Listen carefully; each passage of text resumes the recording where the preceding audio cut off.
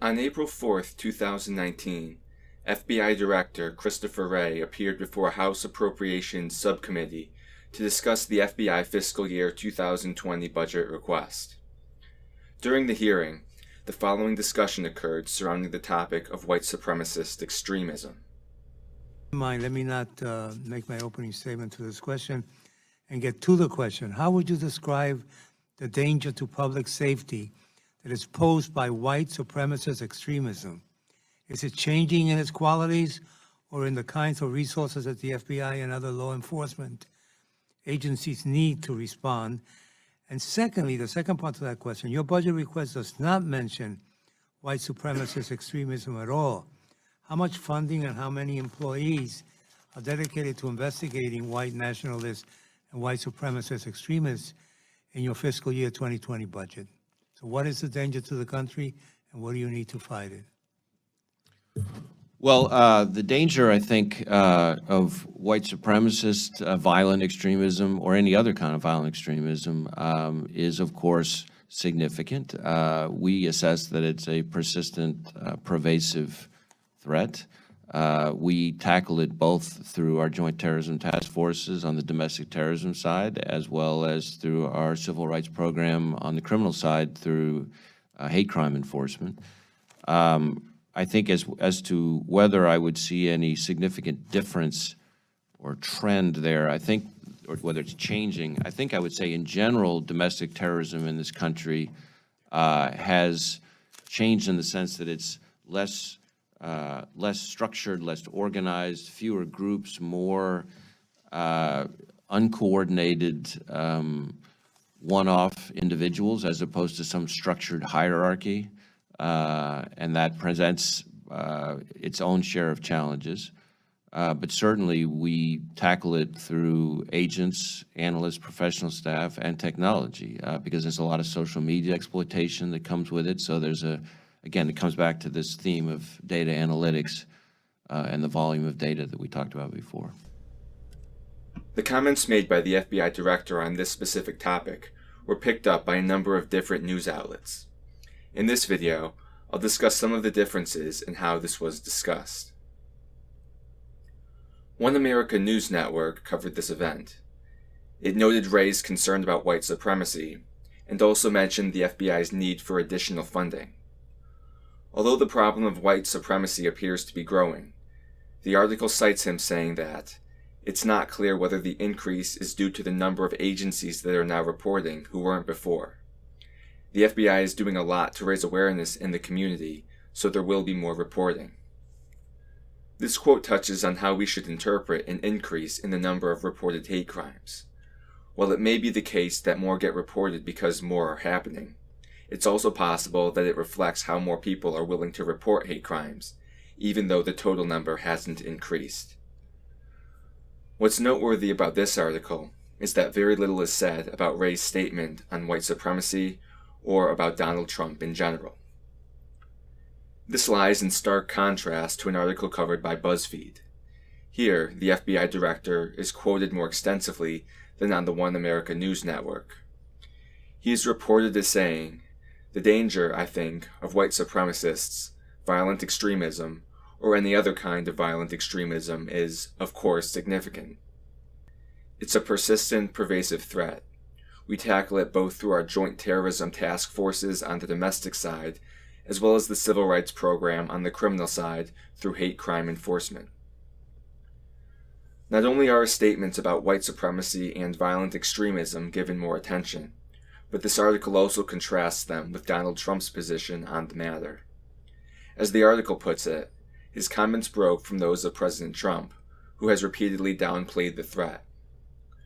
This sentiment is repeated later on, as the article notes that Wray's comments stand in stark contrast to how Trump has referred to white supremacist movements and violence despite a number of high-profile cases during his presidency. To provide evidence for these statements, the article includes Trump's comments following the mass shooting that happened in New Zealand, and his response to what happened in Charlottesville, Virginia, where, as BuzzFeed puts it, Trump defended racists. While the FBI director's quotes and the comments about Trump our additional information that BuzzFeed includes, there was one matter which it appeared to cover differently than One America News Network. The article claims that, despite Trump's comments, FBI statistics show hate crimes across the U.S. have risen consistently. Hate crimes increased 17% in 2017. This paints a somewhat different picture than the previous article. Whereas BuzzFeed appears to be stating that hate crimes are increasing, One America News Network suggested that this may simply reflect an increase in the number of hate crimes that get reported. Part of what makes this a bit confusing is that BuzzFeed acknowledges that this has been the third straight year reported hate crimes have increased, according to the most recent report. Yet, in spite of stating that it's reported hate crimes which have increased, the article still claimed that hate crimes have risen. This type of an issue doesn't seem to be unique to BuzzFeed. An article by Paste magazine also discusses the statistics regarding hate crimes. It claims that hate crimes have seen a steady rise since the start of Donald Trump's presidency. However, it immediately goes on to note that, in 2017, the FBI recorded more than 7,100 reported hate crimes. In 2015, the FBI recorded 5,850 incidents of reported hate crimes. Similar to what we saw at BuzzFeed, this article seems to conflate a rise in hate crimes with an increase in the number of reported hate crimes. The article also briefly mentions Trump, noting that the FBI director's comments on the threat of white supremacy offers a starkly contrasting position to that of the president, who in the past has avoided condemning rising levels of white supremacy and nationalism. With that said, the way BuzzFeed and Paste covered hate crimes differed from how CNN reported on the matter.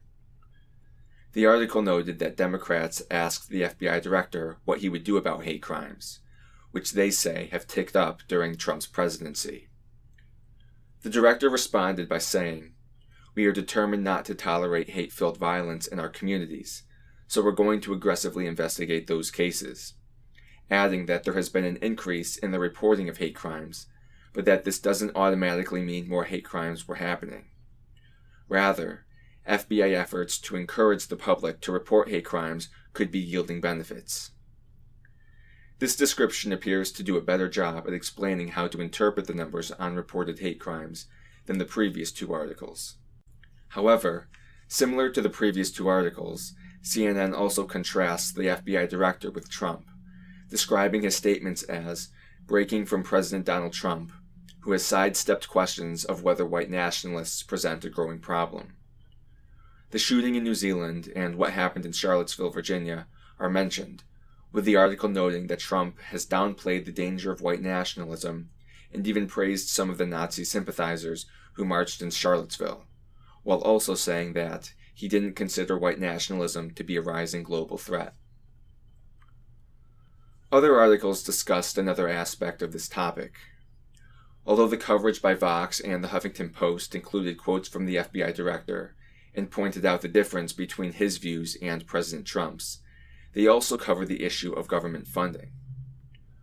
According to Vox, despite federal concerns about white nationalist extremism, the federal funding to counter that extremism either hasn't appeared or, in some cases, has even been rescinded by the Trump administration.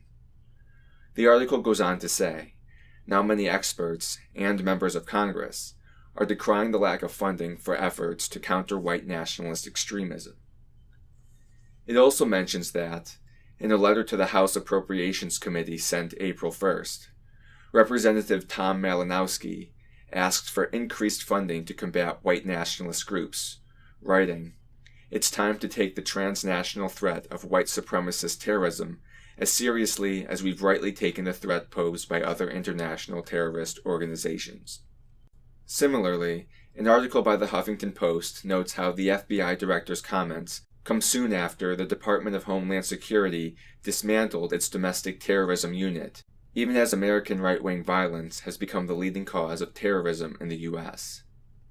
Soon after, it notes that Kirstjen Nielsen last month insisted that Islamist militants, and those they inspire, are the primary terrorist threat to the U.S. Her perspective, however, is critiqued, as the Huffington Post goes on to note that, in fact, more domestic terrorism suspects were arrested in the United States over the last 2 federal budget years than those inspired by foreign Islamic extremists. Most domestic terrorism suspects are right-wing extremists. These 2 articles bring up the broader issue of how resources are allocated to address the problem of white supremacy and domestic terrorism. To some extent, they may also touch on how different types of threats are viewed. These articles give the impression that the Trump administration is giving more attention to terrorism at the international level and which is perpetrated by Islamist militants. In general, the issue of how this topic was covered can be broken down into 2 separate categories. The first deals with how this specific event was covered. In general, most outlets covered similar aspects of what the FBI director said during the hearing, although some quoted him less than others. It may be worth noting that one American news network, which appears to be right-leaning, quotes the FBI director's comments about white supremacy less than other left-leaning outlets. The second category deals with the broader context within which these statements arose. A handful of different points were made. The first sought to contrast the FBI director's comments with the way that Trump has viewed the matter. Whereas the director appeared to paint white supremacist extremism as a serious problem, Trump was described as downplaying its threat. Second, articles would also mention contemporary events. The 2 that appeared in a number of articles were what happened in Charlottesville, Virginia at the Unite the Right rally, and the mass shooting that happened recently in New Zealand. These 2 points are related to another controversial topic that centers on how Trump speaks about this matter. While many have viewed Trump as talking in a way that sympathizes with white nationalists and neo-Nazis, others claim that this perspective is often based on a misreading of his comments. The coverage of this topic can differ drastically. For example, when covering the events in Charlottesville, ABC News claimed that Trump quickly blamed both sides for the conflict, adding that there were very fine people among both the protesters, which included white supremacists and white nationalists, and the counter-protesters. It also gives rise to headlines like, Trump angrily defended the white supremacists in Charlottesville, and Trump defends white nationalist protesters, some very fine people on both sides. In contrast, The Hill published an article asking, "Has the media ever so deliberately and consistently misinterpreted what a president said?" It goes on to quote Trump saying, "I'm not talking about the neo-Nazis and the white nationalists, because they should be condemned totally. But you had many people in that group other than neo-Nazis and white nationalists." The author then notes that President Trump made it very clear that his comment did not pertain to neo-Nazis and the white nationalists. When the reporter misinterpreted his very clear statement, Trump again made it clear that the bad people were the neo-Nazis, white nationalists. On a more general note, another article quotes his inaugural address, where he said, "When you open your heart to patriotism, there is no room for prejudice. It is time to remember that old wisdom our soldiers will never forget. That whether we are black or brown or white, we all bleed the same red blood of patriots. We all enjoy the same glorious freedoms, and we all salute the same great American flag." Given this type of coverage, it is unsurprising that people are deeply divided on this issue. A third point deals with hate crime statistics. The way that this topic got covered was at times unclear, and could potentially give rise to different interpretations. While some noted that the number of reported hate crimes was increasing, others seemed to suggest that the total number of hate crimes that occur is on the rise. The distinction is important. If the number of people who report incidents is increasing, then this can be viewed as at least one step in the positive direction. In contrast, if the total number of hate crimes is on the rise, then that would be viewed as a bad thing. This implies that how one interprets the FBI statistics can have an influence on what direction one thinks we are heading in. The general issue of how these statistics get discussed by the media may be worth examining in a bit more detail. For example, A CNN article was published in December 2018 titled, "Hate Crimes Increased by 17% in 2017, FBI Report Finds." However, in the opening line it claims that hate crime incidents reported to the FBI increased by about 17% last year compared to 2016. Similarly, the New York Times published an article called "Hate Crimes Increase for the Third Consecutive Year, FBI Reports," with the lead line stating somewhat differently that hate crime reports increased 17% last year from 2016. In contrast, an article published by Human Rights Campaign was titled, "New FBI Statistics Show Alarming Increase in Number of Reported Hate Crimes," and it consistently claimed in its opening line that the FBI released hate crime statistics for 2017, revealing a disturbing increase of 17% in reported hate crimes from the previous year. Likewise, Vox published an article called "FBI Reported Hate Crimes Increased by 17% in 2017, which was in line with the article's first sentence, which claims, "The number of hate crimes reported in the U.S. increased by 17% in 2017. Although the wording may seem insignificant, the implications can be quite large. The topic of how hate crime statistics are covered has been criticized by some. One article notes how the topic of hate crimes is discussed differently by those on the right and the left. It quotes the FBI's website, noting, "Law enforcement reported 7,175 hate crimes to UCR in 2017, up from 6,121 in 2016. Although the numbers increased last year, so did the number of law enforcement agencies reporting hate crime data, with approximately 1,000 additional agencies contributing information." It then goes on to ask a number of follow-up questions. Did hate crimes actually increase overall, as CNN claims? Or does omitting the fact that a greater number of agencies are reporting simply make it appear that hate crimes are on the rise? How many agencies are still not reporting? Could we see higher numbers in the future? And, if so, would it be due to more agencies reporting or more crimes being committed? What this issue ultimately gets at is the importance of understanding how statistics are used, how they are gathered, and how they can be interpreted. Unfortunately, from what I've seen, the media's coverage on this topic can, at times, be confusing, if not misleading. It may also be worth noting that when measuring hate crimes, it's important that we clearly define what a hate crime actually is. The definition that we use will have an impact on the results we get. A related point is touched upon in an article by the Washington Post, where it's noted that an organization called the Southern Poverty Law Center has researchers who have set themselves up as the ultimate judges of hate in America. However, it goes on to ask, but are they judging fairly?